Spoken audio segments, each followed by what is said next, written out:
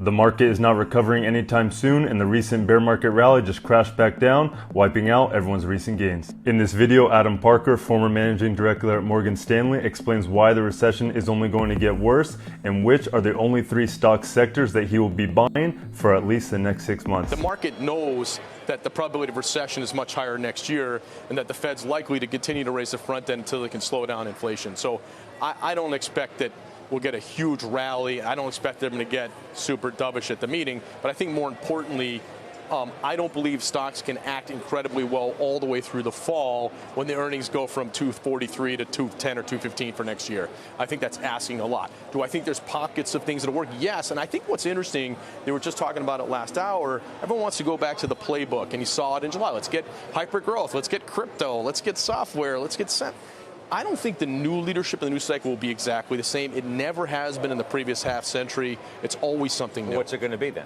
For me, there's 3 areas that are going to work. One is healthcare, all right? And I think it's across the board that services are going to grow above GDP. They have lower volatility. They have pricing power. Probably pharma, which is just incredibly cheap versus other defensives. Biotech's worked here. It makes a little bit more sense to me than some of the other areas. So, and I think the other areas are going to be energy and materials. We've talked about it.